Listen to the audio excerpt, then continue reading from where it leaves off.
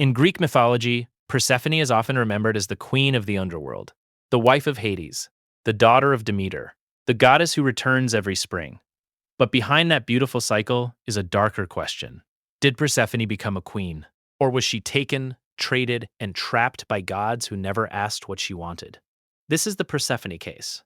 Before she ruled beside Hades, Persephone was known as Kor, the maiden, the daughter of Demeter, goddess of the harvest. To the world above, she was spring itself, young, bright, untouched by the politics of Olympus. Demeter loved her with a devotion that shaped the earth. Where Persephone walked, flowers bloomed. Where she laughed, fields seemed warmer. Where Demeter watched her, the world felt safe. But safety in Greek mythology is often an illusion, because the gods were watching, and one of them wanted her. Hades, lord of the underworld, lived far below the earth, surrounded by shadows, silence, and the dead. Unlike Zeus, he did not chase glory across the sky. Unlike Poseidon, he did not rule crashing seas. Hades ruled what no one wanted to face: death, burial, the final place all mortals would one day enter. And in many versions of the myth, Hades saw Persephone and desired her, but he did not go to Demeter. He did not ask Persephone. He went to Zeus. That detail matters, because Zeus was not just Persephone's king, he was her father. And when Hades asked for Persephone, Zeus gave permission, not to court her, not to speak to her, but to take her. One day, Persephone was gathering flowers in a meadow. It was peaceful, too peaceful. The kind of peace mythology gives right before the earth breaks open. She reached for a narcissus flower, beautiful and strange, placed there like a trap. Then the ground split beneath her. From the darkness came Hades in his chariot. The lord of the dead rose from the earth and seized her. Persephone screamed, but the meadow did not save her. The flowers did not save her. And Olympus did not stop him. Hades carried her down into the underworld, away from the sun, away from her mother, away from the life she had known. And above the earth, Demeter heard only the echo of her daughter's cry. She searched everywhere, across fields, across cities, across temples and mountains. But no one would tell her the truth. The gods stayed silent, Zeus stayed silent, and the world began to change. Demeter's grief was not quiet. She was not a mother who accepted divine politics with a bowed head. She was harvest. She was fertility. She was the force that made the earth feed mankind. And when her daughter vanished, Demeter withdrew that gift. The fields died, the crops failed, seeds refused to grow. Humanity began to starve. For the first time, the suffering of one goddess became the suffering of the entire world. And this is where the case becomes complicated. Because Zeus had allowed Persephone to be taken. But when mortals stopped offering sacrifices because they were starving, suddenly Olympus cared. Not because a girl had been stolen, but because the gods were losing worship.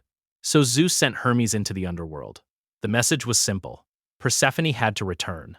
But by then, the underworld had already changed her. Or perhaps she had changed within it. The myth tells us that Persephone ate pomegranate seeds, while below the earth. Some versions say Hades tricked her. Some say she was hungry. Some say she chose them. But either way, the result was the same. Anyone who ate the food of the underworld could not fully leave it behind. Persephone was no longer only Demeter's daughter. She was tied to Hades' realm. So a compromise was made. Not justice. A compromise. Persephone would spend part of the year above with her mother, and part of the year below with Hades. When Persephone returns, Demeter rejoices. The earth blooms. Spring comes. Summer follows. But when Persephone descends again, Demeter mourns. The fields wither. The cold arrives.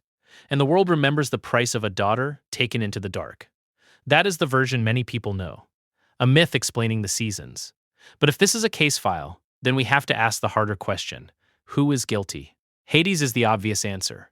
He took Persephone. He brought her to a realm she did not choose. Even if he later made her queen, a crown does not erase the way she arrived. Power given after captivity is still built on captivity. But Hades was not the only one involved. Zeus approved it. He treated Persephone like a political agreement. A daughter, a goddess, a living person with no voice in the decision. And then, when Demeter's grief threatened the gods, Zeus did not restore Persephone because it was right. He restored her because Olympus was losing control. So what does that make Zeus? A father? A king? Or an accomplice? Then there is Demeter. Some versions portray her as possessive. A mother who could not let her daughter grow into power. But is that fair?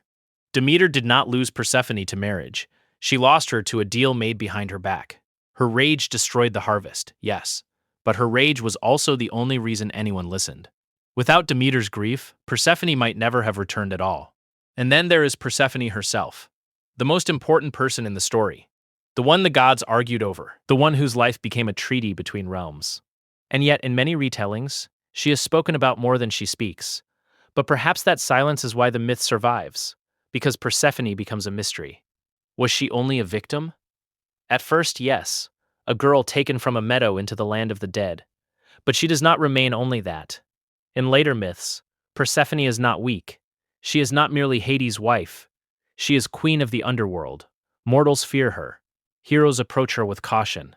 Even the dead stand beneath her authority. She becomes both spring and shadow, life and death, the girl who was taken, and the queen who could not be ignored. That transformation is what makes the Persephone case so dark, because mythology does not give us a clean answer. If Persephone became powerful, does that make what happened to her acceptable? No. If she was wronged, does that mean she had no agency afterward? Also no. That is the tragedy.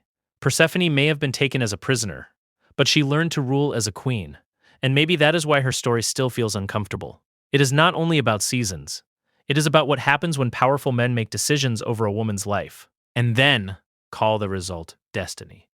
It is about a mother whose grief shook the earth, a father whose permission became betrayal, a husband whose kingdom began with an abduction, and a goddess who walked into the dark as a stolen daughter, but returned as something far more dangerous. Not innocent spring, not helpless maiden, but Persephone, queen of the underworld. So was she a prisoner? Yes. Was she a queen? Also yes. And maybe the darkest truth is this.